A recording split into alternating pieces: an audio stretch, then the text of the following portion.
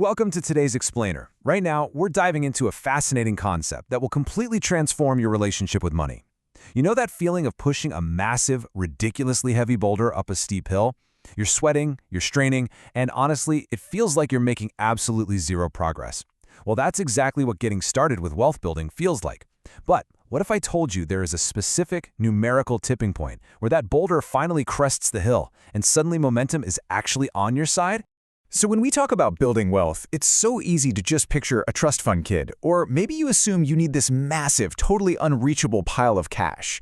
I mean, most financial gurus will confidently tell you that you need $1 million to finally feel secure, or that hitting a six-figure salary is the ultimate magic number. But you know what? That's actually a complete myth. They are missing a much smaller, way more attainable milestone that completely shifts the rules of the game. All right, let's dive into this. The actual game-changing threshold is $20,000. It's this incredibly specific amount that acts as a sort of invisible barrier. Most people literally have no idea this threshold even exists. But once you cross it, it permanently alters the mechanics of wealth building. It literally separates the people who will go on to build significant, long-term wealth from those who stay stuck, living paycheck to paycheck for decades. Here's a quick roadmap for our journey today. We're going to cover the $20,000 turning point, escaping financial survival mode, the math of momentum, what we call walking away money, and finally, the ultimate wealth trap. Section 1. The $20,000 turning point. Getting that initial traction is, without a doubt, the absolute hardest part of the financial journey. Before you have 20 grand saved up, every single day feels like you're pushing that boulder uphill against gravity. It is a serious grind.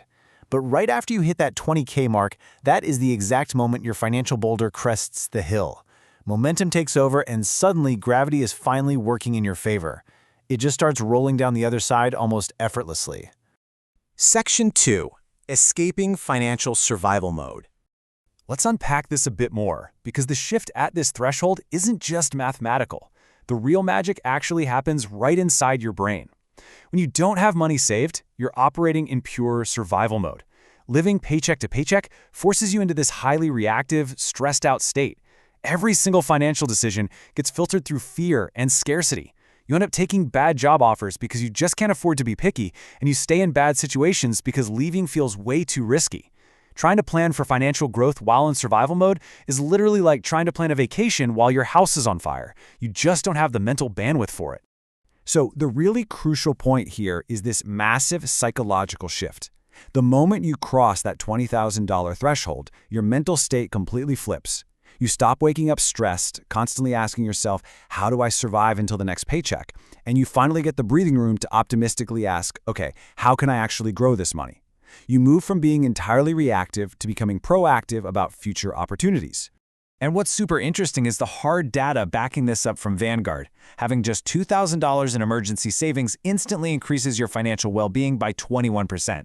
That small buffer alone pulls you right out of pure panic mode. But when you push that savings up to 3 to 6 months of living expenses, which for most people is right around that $20,000 mark, you get an additional 13% boost in well-being. You finally create the necessary breathing room to stop worrying about wealth preservation and start focusing on wealth building. Just think about everyday emergencies for a second. Before you hit 20K, if your laptop breaks or your car needs a repair, it is a life-derailing disaster that can ruin your entire month. But after 20K, those exact same events are just minor inconveniences. You buy the new laptop, you get the car fixed, and you move right on.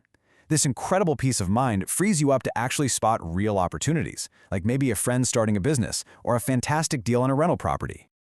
Section 3. The math of momentum.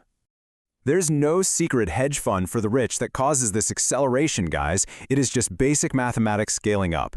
Look at how this plays out. If you save $1,000 a month with an 8% return, getting that first $20,000 takes about 19 months of tough, really consistent discipline. But saving your second $20,000, that only takes 17 months. You're doing the exact same amount of work, but your existing money is now doing the heavy lifting right alongside you. And get this, by the time your portfolio hits $400,000, you are generating 20 grand every 5 months automatically. That is the mind-blowing power of compound interest at work. Now, up until $20,000, investment returns usually feel pretty insignificant. If you have 2 grand invested and you get a 10% return, you make $200. I mean, that's nice, but it's certainly not changing your life. But take that exact same 10% return and apply to $20,000 and you just made $2,000. Now we're talking about real, impactful financial progress. The strategy isn't something more sophisticated, it's simply that scale finally makes those small percentage wins actually matter. Having this cash foundation also completely liberates you from micro decisions. When you're broke, you tend to obsess over whether a $3 coffee or springing for the organic bananas is going to completely ruin your finances. But once you hit 20 grand, you realize those tiny micro decisions are largely irrelevant. You free up all this mental bandwidth to focus on the macro decisions that actually swing your net worth by tens of thousands of dollars, like optimizing your housing, what car you drive, and exactly how you're investing. But honestly, the most valuable thing you've accomplished here isn't even just the cash sitting in the bank. Accumulating this money requires you to build the ultimate financial habit. You had to track your dollars, you had to say no to shiny objects, resist impulse spending, and consistently delay gratification. You proved to yourself that you control your money rather than letting it control you. And that right there, that fundamentally rewires your financial identity forever. Section 4. Walking away money. Let's look at how hitting this threshold dramatically alters your career trajectory. We like to call this walking away money. When you're trapped paycheck to paycheck, you are in an incredibly weak negotiating position at work. You can't really push back on anything because you need the job to survive. But having a $20,000 buffer, that gives you the ultimate leverage. It's the financial runway that allows you to quit tomorrow and be perfectly fine for months, meaning you are suddenly negotiating from a position of total strength. Possessing this secret superpower completely changes your entire demeanor at work. It creates this absolutely incredible career feedback loop. Because you actually feel financially secure, you aren't afraid to ask for raises or push back on unreasonable demands from your boss. You start taking on bolder challenges with genuine confidence. And guess what happens when you show up differently? Leadership notices. You get recognized, you earn more money, and that just accelerates your wealth even faster.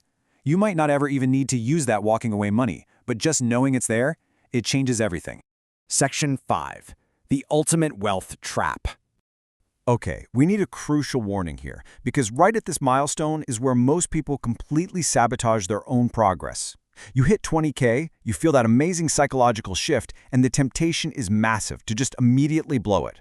People think they deserve an expensive luxury vacation, or they use it for a down payment on a house they can't truly afford. Please do not do this. This money is not a reward for good behavior. It is the absolute core foundation of your entire financial future. It is literally the seed for generational wealth, but only if you let it compound. One of the absolute most common ways people destroy this foundation is by buying a brand new car to celebrate. But here is the brutal reality. The second you drive a brand new car off the lot, it loses about 20% of its value. You aren't just spending money, you are instantly destroying the wealth you worked so incredibly hard for 19 months to build. I really want you to remember this quote. That car payment might make you feel wealthy, but it's actually keeping you poor. Cars are emotional purchases. And hey, we all want to feel successful. But the person stressing out about money while sitting in a flashy new car is in a way worse position than the person quietly building massive wealth, sleeping peacefully at night while driving an older Honda. When you finally cross that $20,000 threshold, you have to start filtering major purchases through the lens of opportunity cost. A $30,000 car today isn't just $30,000. If left to grow in an investment account, that exact same money could become $200,000 over 20 years. You aren't just giving up cash, you are literally giving up your future freedom. When you look at it that way, driving a reliable used car stops feeling like a sacrifice and actually starts feeling like a brilliant strategic choice for your future. So this leaves us with the ultimate question. Will you use your $20,000 to just survive and react to life? Or will you use it to finally design your life? Reaching this milestone won't make you rich overnight, for sure, but it is the critical difference between just treading water and actually building a future. Start making those intentional, strategic choices today so that your future self can reap the incredible rewards of compound interest and true financial freedom. Thanks for watching today's Explainer, and we will catch you next time.